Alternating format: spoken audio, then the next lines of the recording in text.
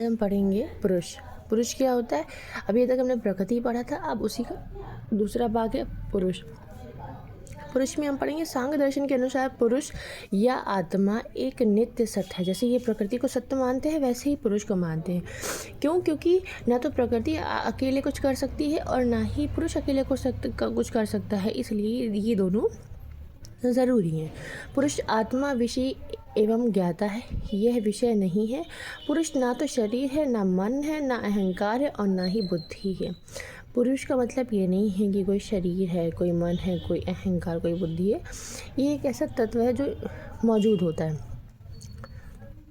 पुरुष कहते हैं ऐसा द्रव नहीं है, ना चेतन है। चेतना जिसका गुण है, समस्त ज्ञान का आधार और परम ज्ञाता है। और ऐसा गुण भी नहीं है कि जो हर चीज़ के पीछे कारण हो। कारण नहीं है ये। कारण सबसे पहले मैंने क्या पढ़ा था? प्रकृति है, ये कारण नहीं है। स्वयं किसी ज्ञान का विषय नहीं हो सकता और ये किसी भी सब्जेक्ट का किसी भी मतलब ज्ञान का विषय या सब्जेक्ट नहीं बन सकता।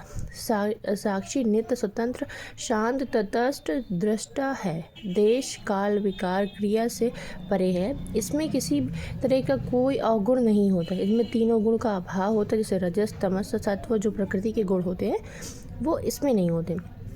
अब आता है समस्त विकारों से रहित है। इसमें कोई विकार नहीं होता। ये राग द्वेष अहंकार से परे है। इसमें कोई किसी तरह का राग द्वेष अहंकार नहीं होता। सभी दृष्टा ज्ञाता एवं प्रकाश के स्वभाव वाला बताया जाता है। ये एक कह सकते हैं एक अच्छी क्वालिटी वाला, एक ब्राइटनेस साइड में कह सकते हैं। जैसे कोई चीज़ होती है ना, अभी अच्छाई वाला पार्ट ज़्यादा है। पुरुष शुद्ध चैतन्य है, प्रकृति की सीमाओं से परे है।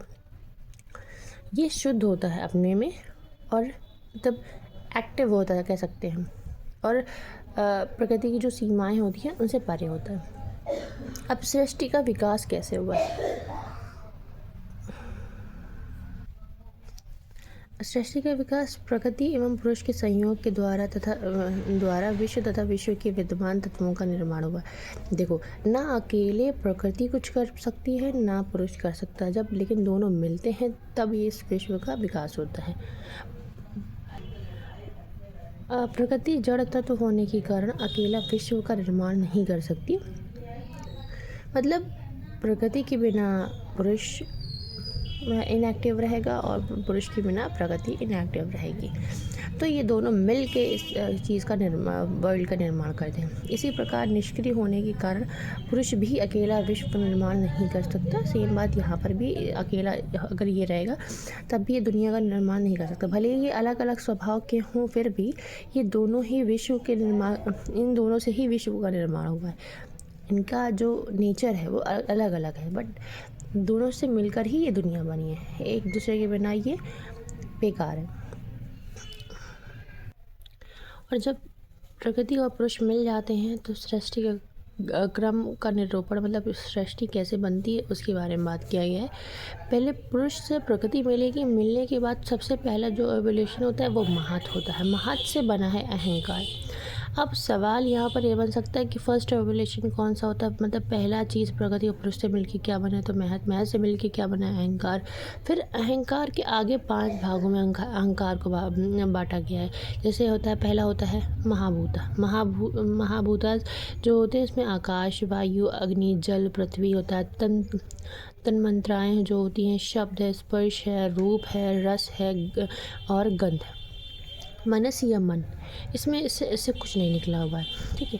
ज्ञानेंद्रियाँ मतलब जिससे आप कोई चीज़, मतलब जैसे सेंस ऑर्गन जैसे समझ जाइए, सीखते त्वचा, कान, आँख, नाक, जीभ, ये ज्ञानेंद्रियों से बना हुआ। कर्मेंद्रियों से बना हुआ है। कर्मेंद्रियों के अंदर हाथ, मुंह, पैर, प्रजनन अंग और मल द्वार या एनस कह सकते हैं, ये सारे के सारे भाग आते हैं।